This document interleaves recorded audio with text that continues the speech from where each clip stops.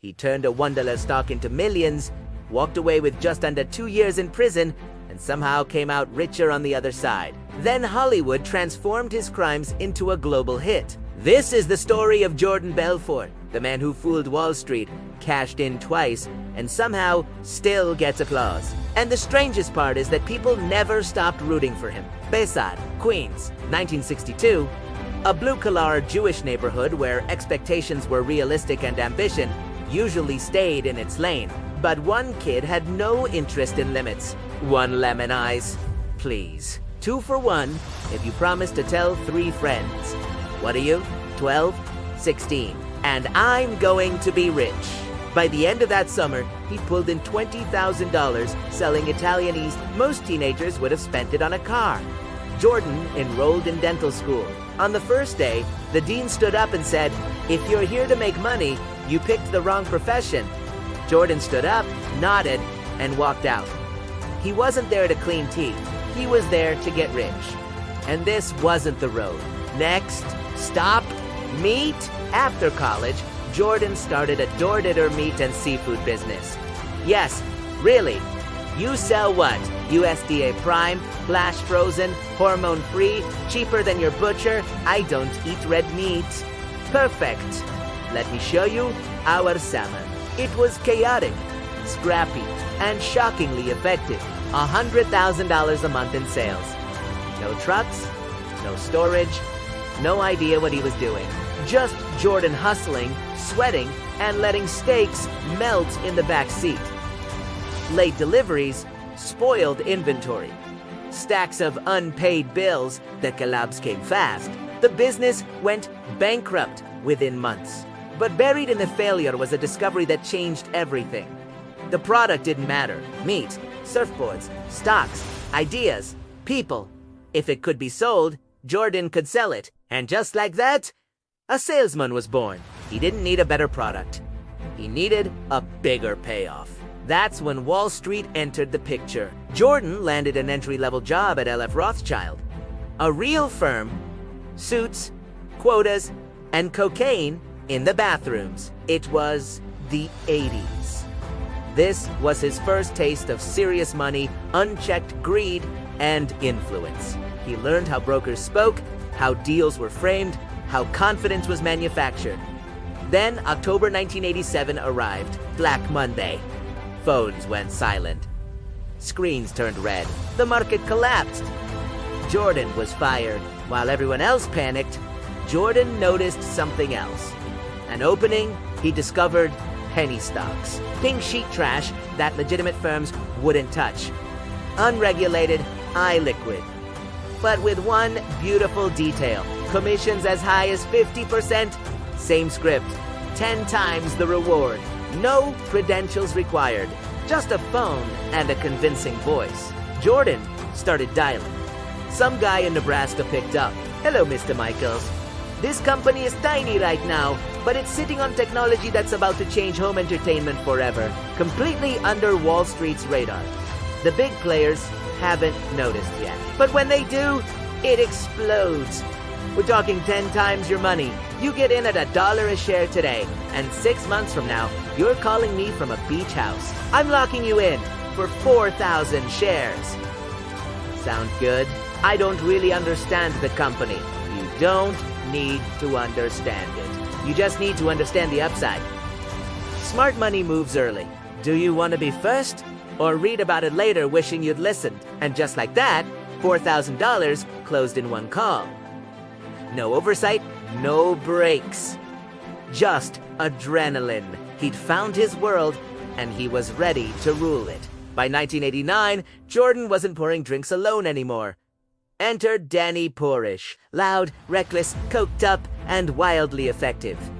Not Wall Street material. Some days, not even planet Earth material. But he could sell. Jordan saw loyalty, aggression, and hunger. Together, they were combustible. Jordan had direction. Danny brought chaos. And from that chaos, an empire formed. They called it Stratton Oakmont. The name sounded old money prestigious.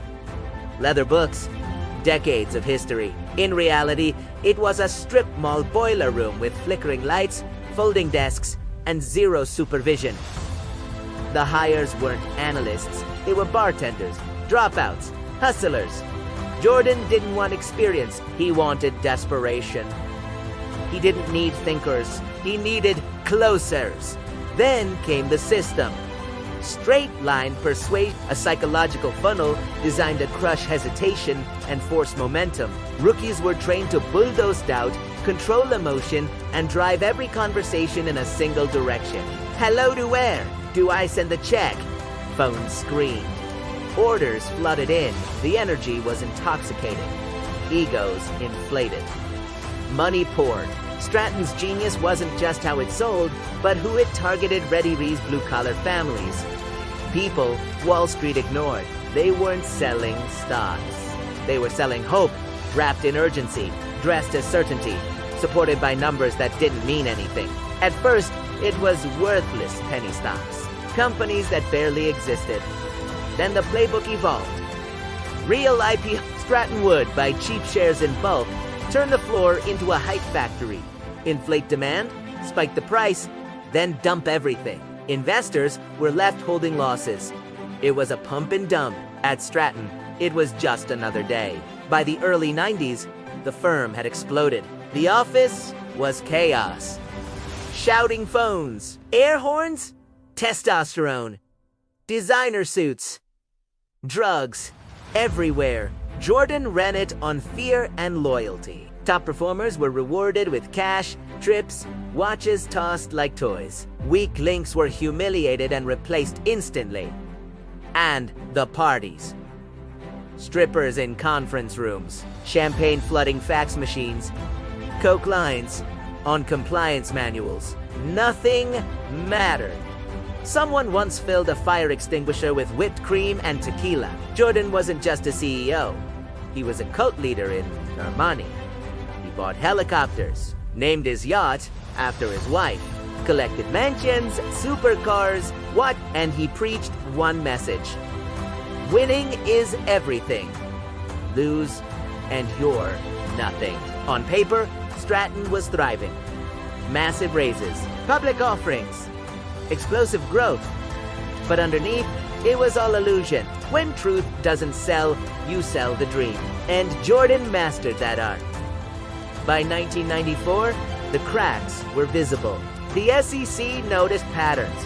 Investors complained. Stocks bought at $7 collapsed 2 cents. Inside the firm, doubts surfaced. Companies with no revenue, no product, sometimes no phone number. Management's answer was simple. Sell or leave. Money was hidden offshore. Shell companies, accounts under relatives' names.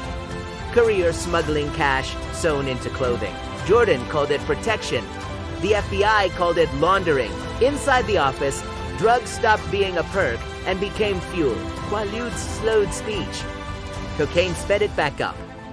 Brokers collapsed amid fights broke out. Jordan himself unraveled. His marriage crumbled. Pills and couch cushions.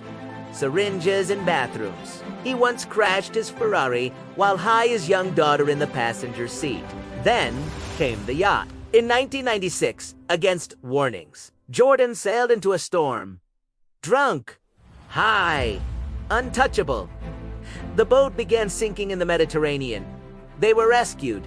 The yacht was lost. Something else broke with it. Back home, reporters circled.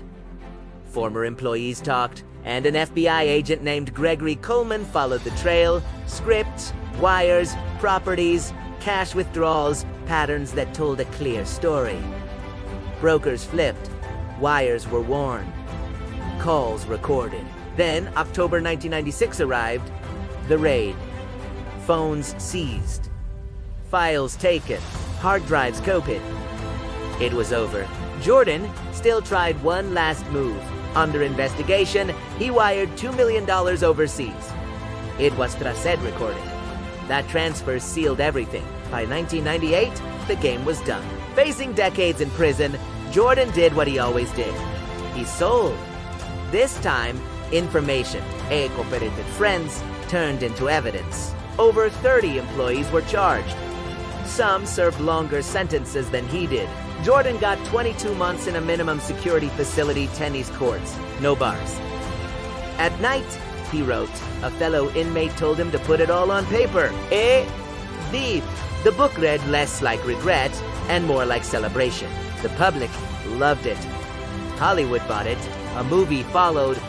Applause, laughter, fame. The victims got nothing. Retirements vanished. Homes lost. Lives ruined. Jordan was ordered to repay over $100 million.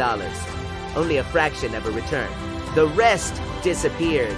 Today, he sells motivation, ethics, success. He wears the wolf title proudly. He didn't escape justice. È marketer italiano. And maybe that's the point. He once said he was greedy, but so was everyone else. Maybe that's why he got away with it. Because somewhere inside, we didn't want him punished. We wanted to be him.